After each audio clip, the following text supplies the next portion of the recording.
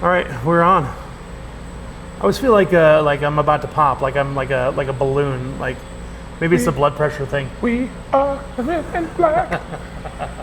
Darren, what's happening? Chris, how are you? Good. We've got a little change of scenery here. Yeah, impromptu. You're going out of town again, right? Yeah. So well, you know, we're recording early and we're recording on location. Where are we at? we are at our old alma mater, if you will, The home turf. The home McMullen's pitch? Irish Pub. Yeah. Many memories here. In shenanigans. You and I have had many moments of shenanigans in this bar. True statement. So if you've never been to Shenanigans, shout out to the McMullens for letting us use the room. But this is where the magic happens when it comes to like St. Baldrick's. Yes. St. Baldrick's is a wonderful charity. If you don't know, look it up. The McMullens are, I think, the top family for fundraiser for Las Vegas. Yeah. If not just Las Vegas, a lot in the country too. Yeah. Let's call this episode 20.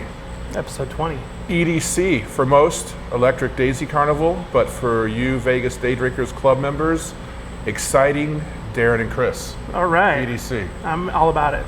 How was your day at work? You know, Vegas-y. Calls for a pint. Yeah.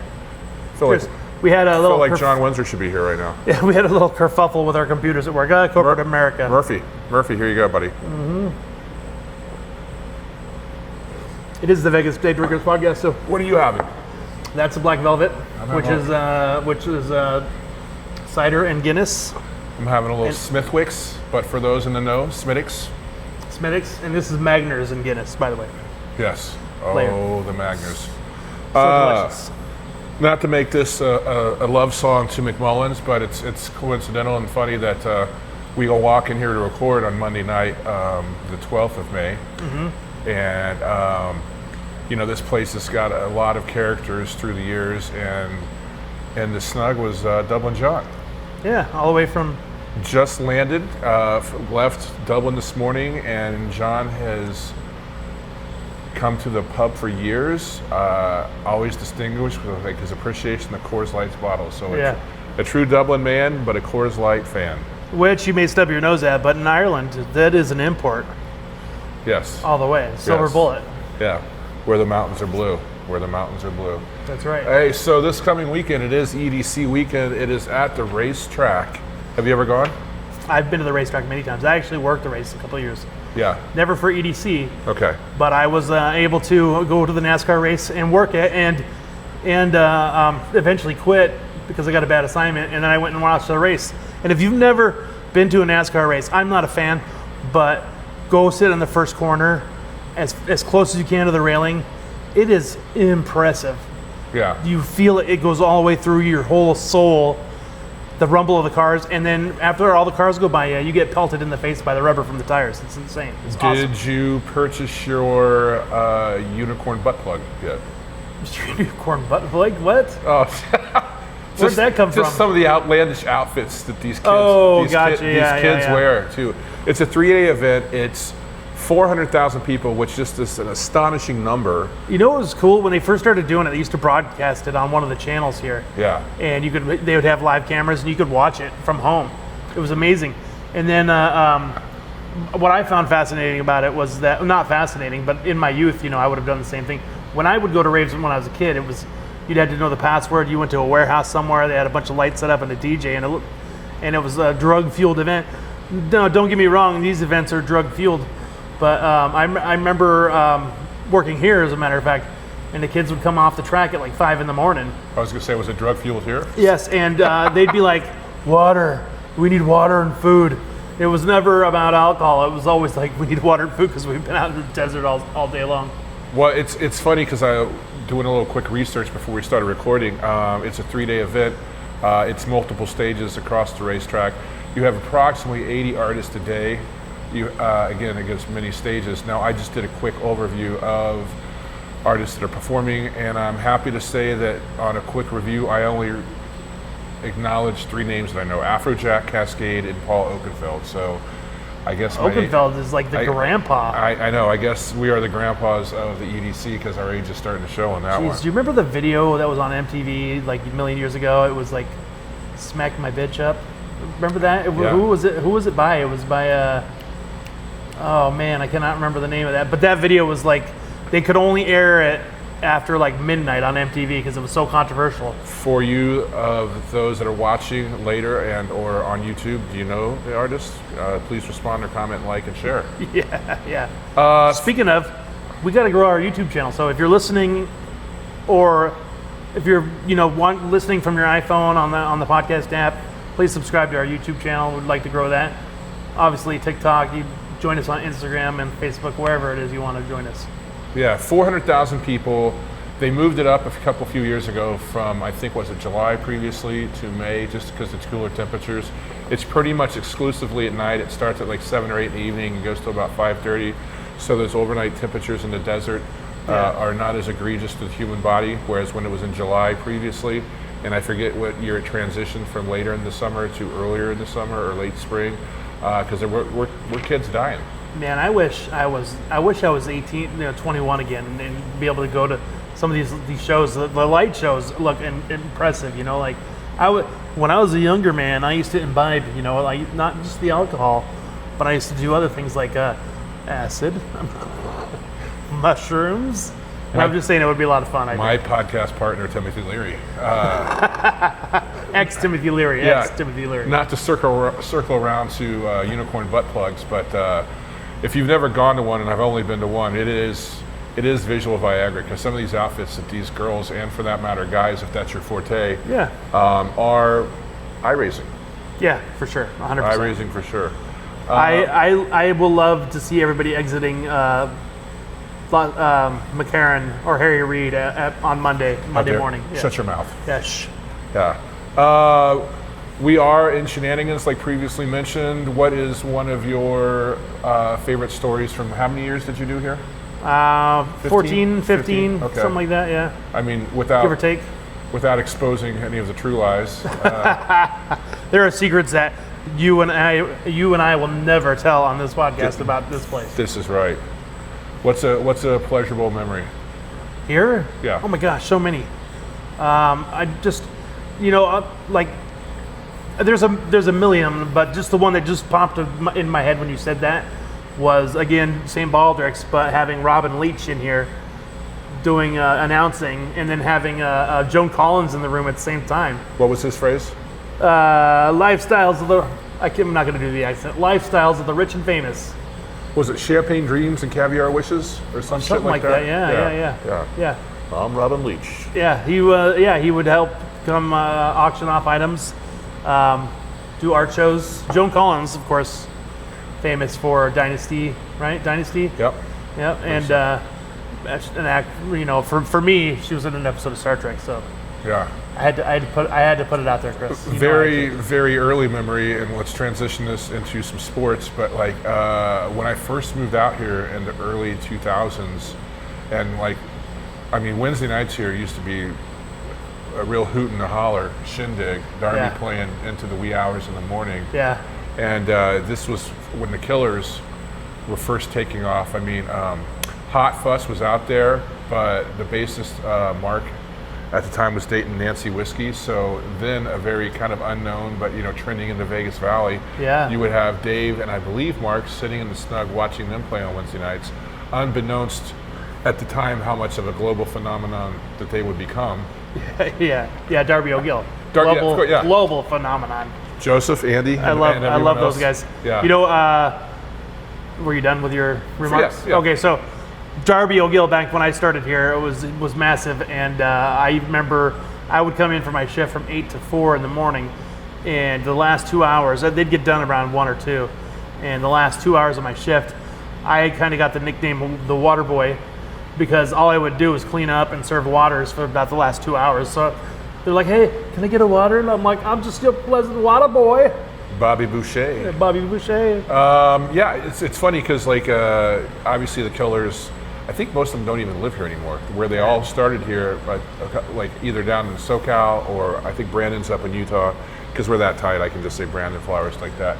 But people over the weekend. I am an acknowledged not big The Boss fan, Bruce Springsteen, but the Killers played Madison Square Garden recently, like about a month ago, and I was watching the encore where they brought Bruce out, and they did from Bruce, I think it's Badlands, and then they did The Killers, Dustland Fairy Tale, and then they finished with Born to Run. Now, again, Badlands is my favorite. Yeah. Bruce Springsteen song. Against my better decision making, because I was under the guise of perhaps a strong gin and juice. Was that an Old Tom gin, or was that just a dry gin? That was a London dry gin purchased at my favorite Costco with a little the Simply brand there limeade. It's summertime delish. When it's warm outside. Anyway, I watched it and it was palpable because, I mean, I don't know if it happened before, but you could tell that Brandon was completely fanboying on stage because, I mean, even though Bruce was taking the lead on his song or whatever, Brandon was either standing adjacent to him, much as you said, adjacent to me, sidestep back or whatever, just singing along like he was in the crowd at the top of his lungs. That's awesome. Distance from the mic, obviously, but I watched the whole 23 minutes of the 3 songs. It was, I mean, you could feel the energy. It was cool. That's awesome. Yeah. Now, don't tell me you're going to start liking Bob Dylan right after that. Like, is it coming? No, I'm done besmirching artists. I'm done besmirching artists I don't particularly fancy. Your homie Anthony Bourdain was a fan. You know that, right? I know. Folks, we'll cure him of this eventually. We'll get him. It's okay. We'll get him. I'm sorry. I can't get on board with Bob Dylan. Sorry. It's all right. It's all right. Well, I'll get you eventually. Strike me now or give me a shot later. So before we transition, since it is the Knights, so we're going to sports, and then we'll tell that story. Well, yeah. So I mean, as we sit here and record tonight on Monday, the Knights just got their butts smacked up in Edmonton to return here to the Fortress on Wednesday to hopefully save the series. I'm not overly optimistic, but you know that's why we play sports. Not we, but them, because you know you never know what can happen. So on that note, since we're here at McMullen's, the Knights, the first season, just lightning in a bottle. They ended up going to the Stanley Cup. First couple rounds they swept, and I don't know, like basically some of the team members started coming in here. By the time they had the third round, when they beat the Winnipeg Jets, the whole team was coming in here, and kind of word was getting out around town, and this place would go off. It was so much fun. I remember them telling me to let Riley Smith come behind the bar. That's right. And they're like, just let him bartend. But Brian was like, just watch him. You have to watch what he's doing. I'm like, oh my God, there's like 150 people in here, and everybody wants a drink, and I got to just watch this guy pour beers. But it was a lot of fun. It was a lot of great moments. Yeah. I remember a friend of ours, Brian Murky, fanboying out when he saw Fleury. Right. And then he's like, "Do you think I could get a picture with Fleury?" I'm like, "Just ask him. He's just right here in the room. I'm sure he wouldn't mind." So Brian follows him into the bathroom and asks him in the bathroom if he can get a picture with him. I saw the picture. It's hilarious. Mark Fleury in the men's bathroom at McMullen's, smiling, taking a selfie with Brian. I'm sure if Brian Murky listens to this podcast, his first shout out is he follows another dude into the bathroom. It's the funniest thing in the world. But if you know anything about Marc-Andre Fleury, he is a very funny man. He doesn't drink. Very funny man. He's a jokester, so I think he got a kick out of it. And if I recall, I mean, if they let the McMullens know that they were coming, like I don't think the staff know, and that's when Dave was still here. Mm-hmm. And like I'm sitting there behind the bar one night, and it's like I'm literally like on the restaurant side, and I see a couple guys coming in suits. I'm like, who the F are these guys? And Dave's like, look again. And it just kind of like you said, it just kind of happened. Yeah. Like that. Yeah. And then they were all here. And it's kind of funny because everyone that did show up. And you remember one of our former coworkers, I love her so much. I'll just keep it at the first name, Jessica. Yeah. I'll end there. Got a little vino drunk, wanted to challenge Darren on the amount of wine that she did consume. Yeah. And like, how can you, like, come on. She's like, I didn't have that much wine. Well, you all got the story, you know, we've bartended for a million years, you know. The one guy, he gets his tab at the end of the night, and then he's like, I didn't drink that much. And I'm like, you had 15 beers and 10 shots. No, I didn't. And I'm like, oh, clearly you have because you're arguing with me about it. But anyway. But yeah, so she gets vino drunk. She's got like her teeth are stained from the amount of Merlot she drank or whatever. And then she's convinced herself that Carlson is hot to trot for her. So she's like, he really likes me. She was like, Mikey likes me. Oh my gosh. And then much as you do that, you're sitting there and everyone's down in the snug, and then Brian McMullen does his best John Turturro and like sidles up next to her like, very, very sneaky, sir. Yeah. And just goes, I suggest you leave now. Which is one of my favorite memories, because she's stunned with her wine tap, Yeah. and then basically like, vamonos. Yeah, she had to find out quickly that William Carlson did not indeed want to have a night out with our friend. Yeah. That was pretty funny. Night of passion. Anyway, continue with the sports, Chris. Well, I mean, VGK, so they're struggling. I mean, the first series, you kind of thought they were going to like race right through it, and it took a minute. And this one, it's not looking good, but you know, hope floats. Harry Connick Jr., Sandra Bullock, great film back in the day. We'll see what happens. You never know. It ain't over till it's over. And if one door closes and another one opens, you know, the Aces are in their preseason. They're almost done with that, and I think their regular season starts May 22nd. I will say Canada has every reason to want to take the Stanley Cup back home this year. I'm not going to say why. I'm just saying in general. Well, and I was talking to some folks at the bar tonight at the airport, and they were speculating, like, wouldn't it be interesting if it was a Toronto Maple Leaf Edmonton Oilers Stanley Cup final? That'd be kind of fun. Because I'm not a huge NHL guy, but you and I both have very much good friends that are very, very well vested in the NHL, and I think that would be the first time in a long time that it would have been all Canada series. And I would be okay with that. I was just recently up in Victoria, a city that I love. It's beautiful, the waterfront there. Yep. Very nice. And then going back to the EDC thing, so that's this weekend. It's also the closeout weekend of the latest iteration of Dead and Company. So they're doing this next weekend is the closeout weekend after coming back from their tremendous success last year and doing again for a shorter run than they did last time. But you know, again, the Dead folk, I mean, they travel in gobs, and you know when they're in the city. And it was funny because we were talking about how when the Dead folk were in town a couple of weeks ago, and WrestleMania town, and those two different fan bases as they kind of like, interacted on the strip, and you have like these complete fanboys of The Undertaker, or whoever the hell is the wrestler now. Yeah. And then Bob Weir on the other side, and it's like, whoa, man, hey. That's what's beautiful about Vegas. You never know what's going on here in town. I can only imagine what Bouillabaisse is going to be cooked up this weekend with 400,000 kids that are going to EDC land, and then you have approximately 65, 70,000 people. I'm going to tell you, I don't think the bars are going to be packed here. True statement. I think it's going to be a lot of rooms and late night eating. Yeah. Yeah. Yeah. So yeah, Dead and Company wraps up again their latest iteration at Sphere. Didn't Gwen Stefani just recently play there? I don't know. I don't think so. I saw a video on one of the socials, and I was like, and it was the Sphere. Yeah. But I'm at a loss. Maybe it was a private event. Perhaps. I mean that's another thing, right? Yeah. So. Yep. You were telling me today that today was first day one of getting rid of junk fees. Yeah. So they're not okay. So technically, they're not getting rid of junk fees.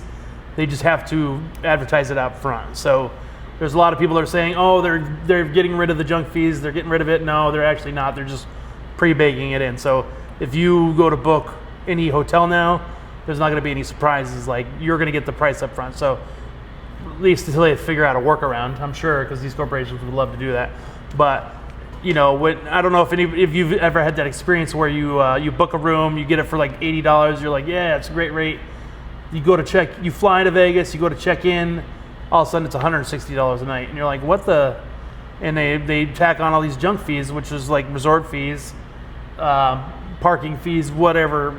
I think they can still get away with parking fees. Really? But not junk fees. Obviously in the Vegas Valley, you know, I've been here 21 years, you've been here a little bit longer.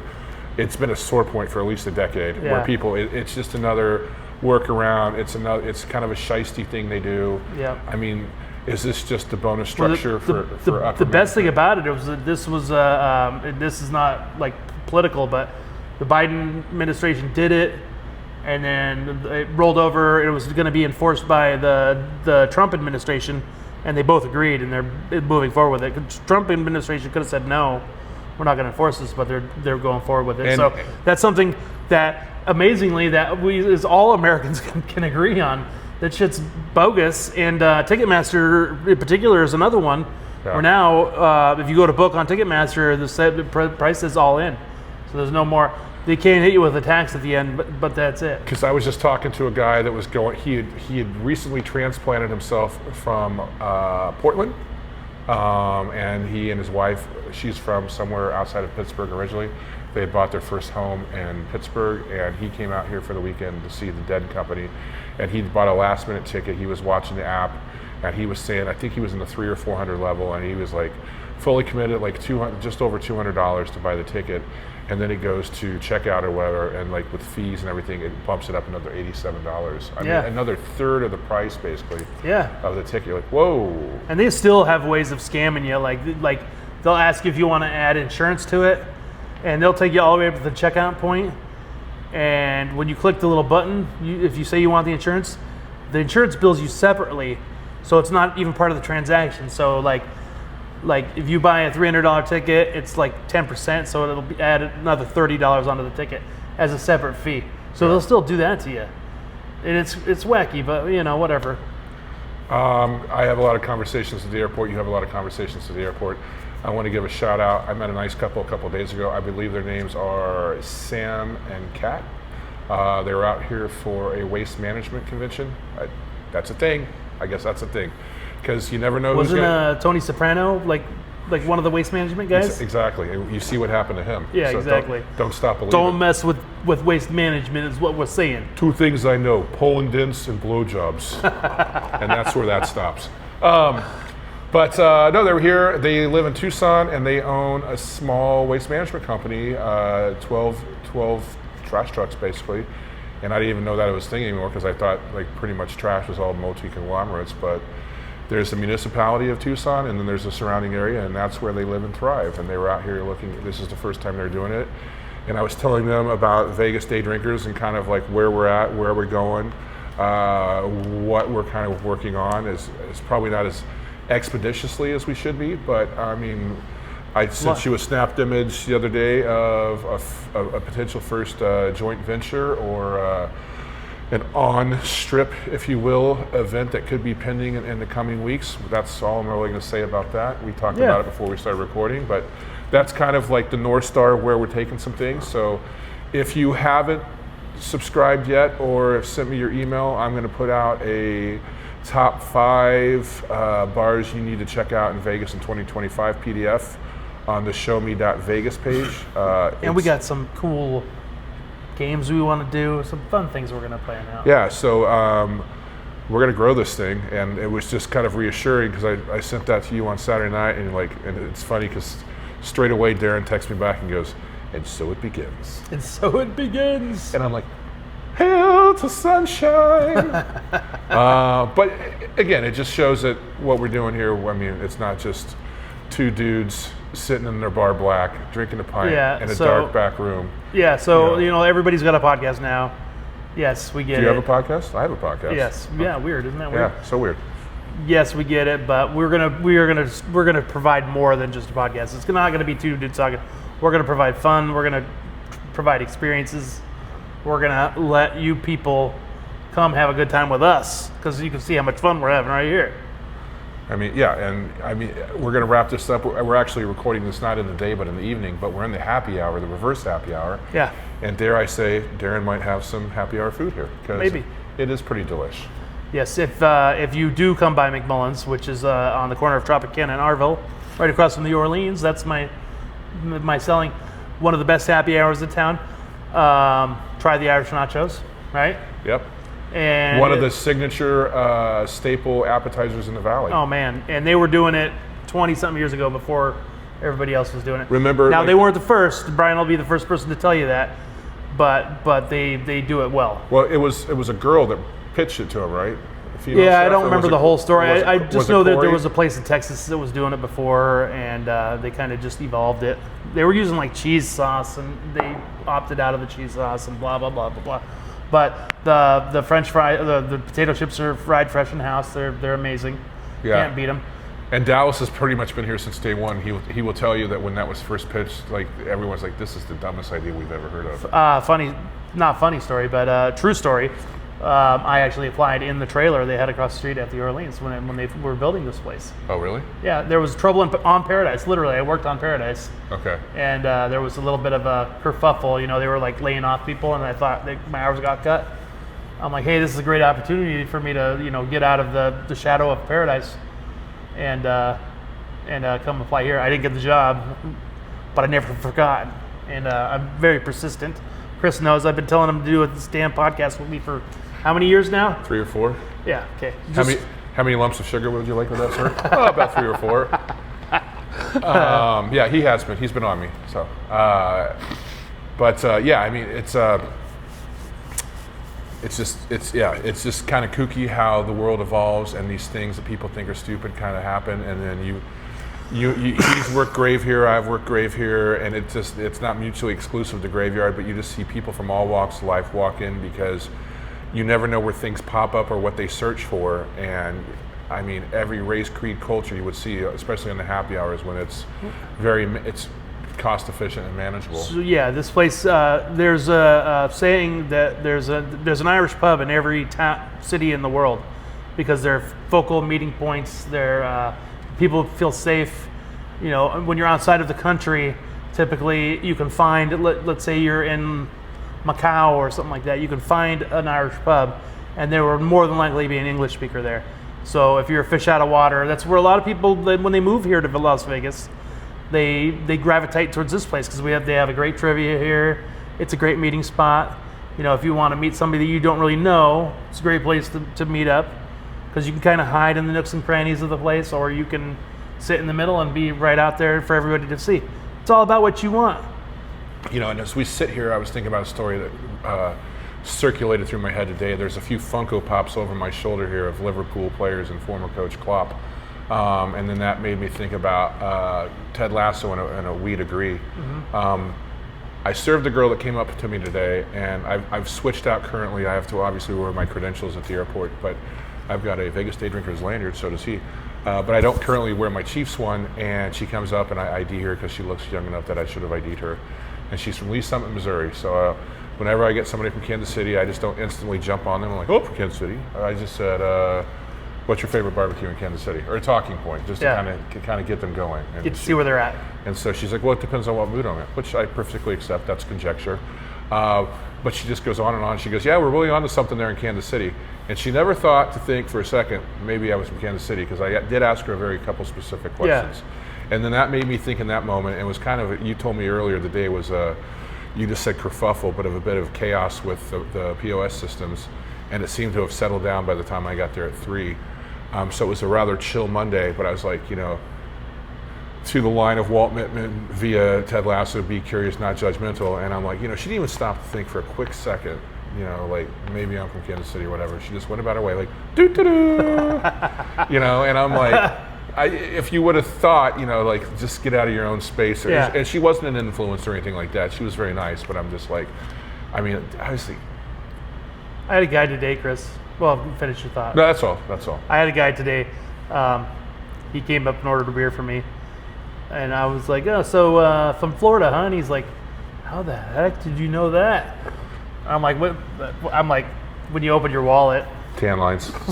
When you opened your wallet, I could see your ID on the inside when you're pulling the credit card out. Yeah. He's like, oh, wow. And I'm like, so going to Wichita, huh? And he's like, how did you know that? And I was like, it's the only flight going out right now. So I pretty much assumed because you're in this part of the airport. And kind of like last thing, you know, before we get to cheers and start to wrap this one up is like, we've talked about this previously in another podcast briefly, but it kind of came up again in like local bar banter. Does the staff make the bar or does the bar make the staff? And, you know, I mean, obviously if you're going to a corporate chain or like a fine dining or whatever, I don't know, because I don't think you and I have different views on this, but some people think that, you know, that they should go to a restaurant just because the food's that good and whoever's the staff. So I'm gonna go to, and this may sound cliche, but I'm gonna go to Brian McMullen on this one. Is he here? No. Oh, okay. No, but we've had meetings in this back room many times, and you know what he always used to say? What did he say? He'd say, if I make money, you make money. If you're making money, I'm making money. It's a symbiosis. He's like, yeah, do I want to make all the money? Of course I do. It's my bar. I built it. but I'm happy that you're doing well because that means I'm doing well. And that's a pretty good life lesson when it comes to a bar. If you feel like if you're the only one selling it and you're the one that does all the work, then you might need to get over yourself, I think. Yeah. Or maybe reassess where you're working, because that might be you're not at the best place in the world.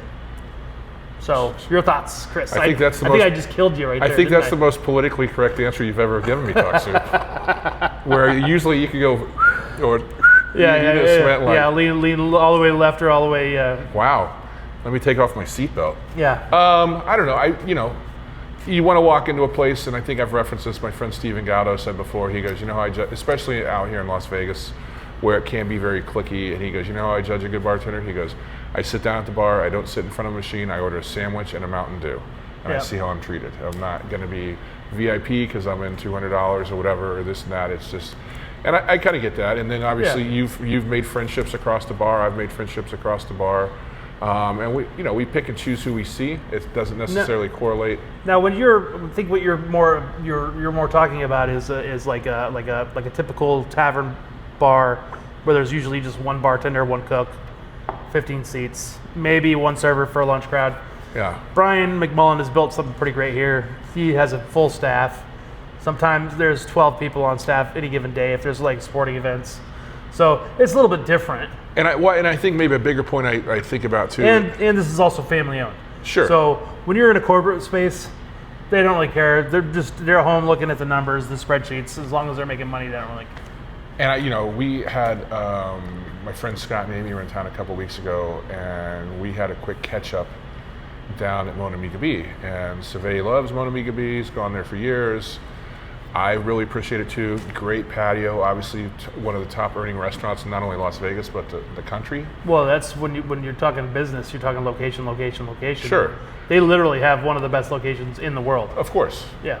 But I just think that through the years, and I don't know what's happened or changed, and you and I came up in the restaurant industry maybe in a different generation, and this isn't get off my lawn or Gran Torino, but there used to be more focus on knowledge and training, and I think it's just kind of more like now I get as much revenue as possible or order takers. It's like and I'm not talking about like nut allergies or if this recipe has that or whatever. It's just like general hospitality and service or.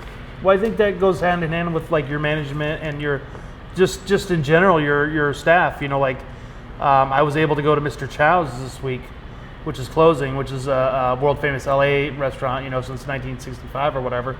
Location open here for 10 years, and it's closing. Yeah, just like that. And my friend that worked there for years, he was well liked because he knew the menu, but he was a professional. And so, in Vegas, sometimes you get a management staff, especially in the hotels, that just want to bring their friends in, and or people they know, and that necessarily doesn't translate. So unfortunately, places like Mona Mica Bee is not union. Mm-hmm. So if you get a management change, they can run out the people that are good just so they can bring their friends in, and that's unfortunate.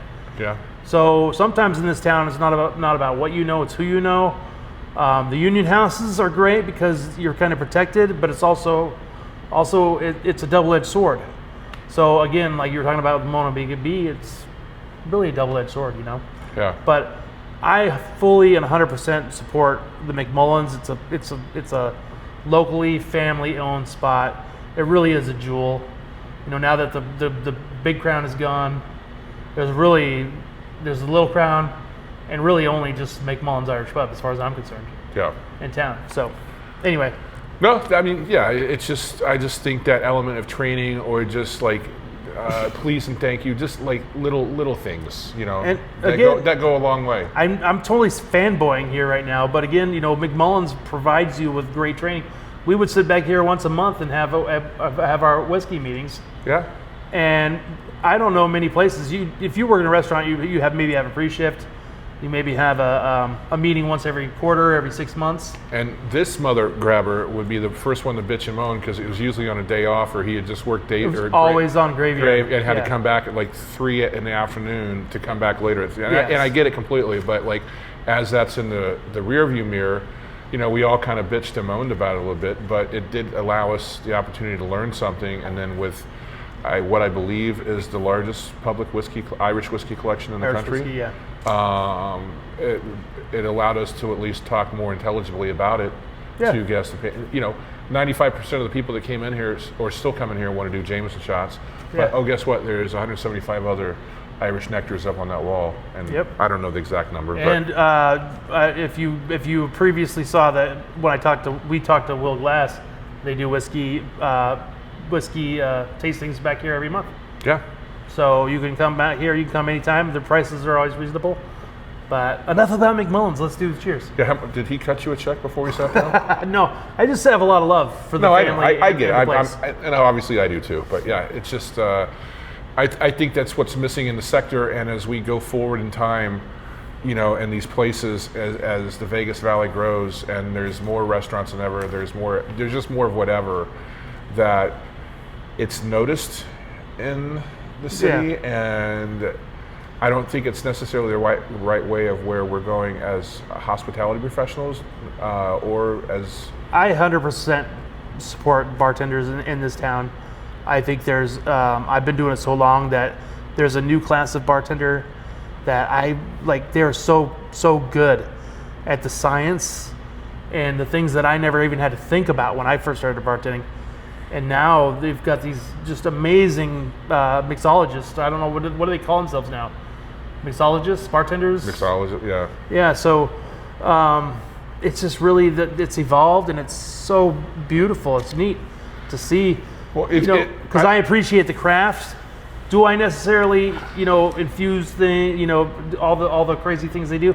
No, but I'm willing to learn, and hopefully along this journey, we'll be able to do some fun things. Well, to that point, yes. I mean, obviously on a molecular level, like they're doing things now that's kind of mirroring what the food is done with the back of house and these chefs that we see out here in the major markets. Hopefully. But I don't even know if it's still there, but where R&M Seafood used to be at Mandalay Bay, at the upper level, I think the lower, it's at, what is it? It's kind of that very basic chicken finger place now that gets ready for like game day traffic. But upstairs there was for a moment like kind of a steampunk themed bar, and it was all like high-end cocktails. I went in there once, and there was a lot of construct to these cocktails, but it would literally take the bartender several minutes to make a drink. Yeah.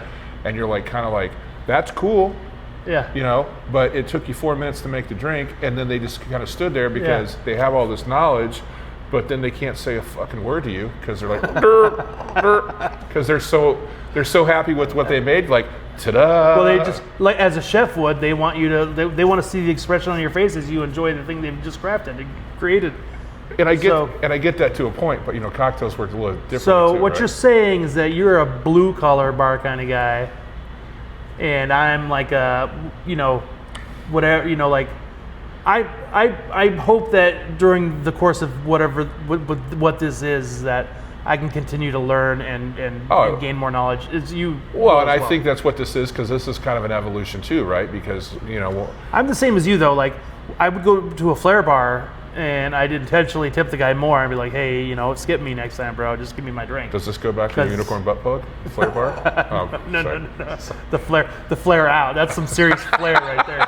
Anyway, cheers. Let's go. Cheers. Episode 13, Season 1, now pitching Sam Malone. So Sam is acknowledged and recognized by the bar staff as an agent in the television industry, comes into the bar and recruits him to do some adverts. And then subsequently they have a night of foil. Did they, night of foil, did they talk him into doing a Pert commercial? Remember Pert? Look at that hair, man. That hair he has. Yeah. It's just amazing.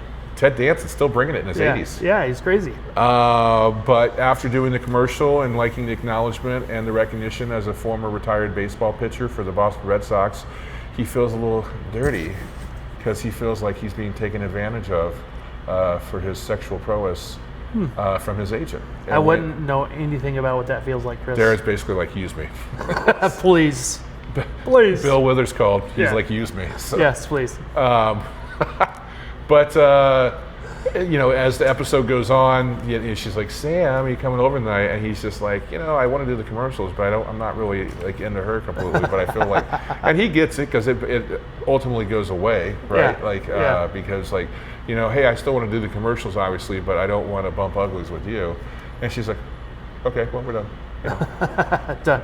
But done. No more commercials for you. But in the reverse sexism sort of way, right? Where Yeah. Sam is very much a ladies' man, and like, hey, and He got used. Yeah. So. Wow, that's crazy. Yeah, and we were both trying to figure out, because we're recording early this week after we were kind of like 2 weeks on hiatus as you traveled in the not only the Pacific Northwest, but even more so. In the last, is it the last frontier or the final frontier? The last frontier. Last frontier. Final frontier is your Star Trek, yeah. He had to work it in. Yeah. Somehow. Anytime I can. Yeah. We'll eventually, we'll eventually. Yeah. Mr. Spock over here. But yeah. I'm going to make some of our old Star Trek drinks one night for you. Are you? On the show, yeah. All right. Yeah. So, yeah. The Vulcan lemonade or something? No, nothing so blasé, Chris. A warp core breach. Oh, Hello. Sorry, excuse me. Yeah, anyway. But yeah, so that was Cheers episode 13. What was the gag, like Coach's gag? So for those out there, I knew I was supposed to watch it. I got home, I went to put it on, and guess what happened? I got YouTubed. Next thing I know, I was 3 videos in, and I was like, oh crap, I gotta go. What, have you, that we're in an Irish pub and in the culture of the Irish English, have you checked out Mobland yet? 1 episode. 1 episode? Yeah. So Guy Ritchie produced, written by Ronan Bennett, I want to say, who is an Irish writer but lives in London, and then he did also the reboot of Day of the Jackal. Yep.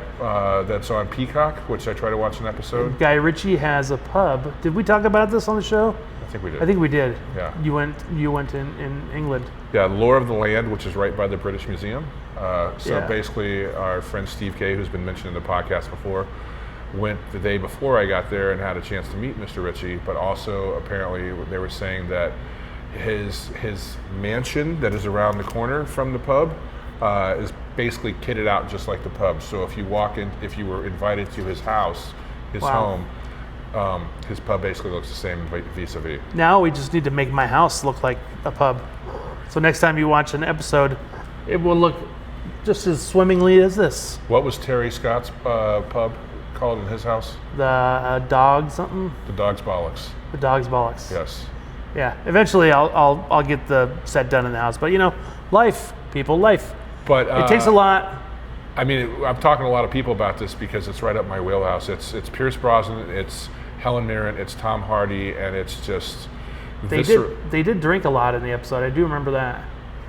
Yeah. In the first one. Yeah, for sure. Yeah, I mean, and you're a former Bond guy. Of course, you're going to drink your Yeah, I mean, it's got to be. your scotch. It's got to be. Scotch. I think that's a good wrap up. So All right. don't forget, I forgot to say it last week. Sip, Socialize, Shine. We're growing it. We're on all the streaming devices. We're out there on YouTube. The channel is called the same, Vegas Day Drinkers. Yep. If you have any questions, we are info@ddclub.vegas. Is that what I have it in? Yeah, sounds good. I got to connect some things. So I was telling him before we started recording, I have to get through the month of May, and then I kind of clear up a couple things. Yeah, then we can kind of focus a little bit more. Yeah. I unfortunately just like to plan travel and doing things, and it's kind of weird. But you'll see my travels as long as if you're on the group. I post a lot of when I'm out and about. Yeah, and the name's not in front of me, but a couple of you have been posting those photos, exactly what we want. So if you're out and about, it's a celebration of the Strip, it's a celebration of Fremont Street, it's a celebration of the neighborhoods and the communities. If you're out in the daytime, snap a picture of a drink, snap a picture with your friends. I mean, obviously, it's 2025. We've seen other examples of this in groups, but this is Vegas. And don't just post that you work at a bar. Like, Yeah, feel free to post your bar, but post pictures of the people having fun. That's what we want to see. Or the drinks that you make. The drinks that you make. The drinks that you're proud of, if you're a mixologist, Yes. if you're a bartender. We're trying to differentiate ourselves from another Vegas group, which is a bartenders servers group, which is a lot of posting about your shifts and whatnot, which is great. Right. But we're just trying to do a little something different. But we're not paying and pouring. We're living. So, thank you again. Episode 20, EDC. Not Electric Daisy Carnival, but Go out on a cheers. exciting Darren and Chris. Prost. Prost, Cheers, Prosit, sláinte, cheers, whatever. sláinte. Boom, shake the room.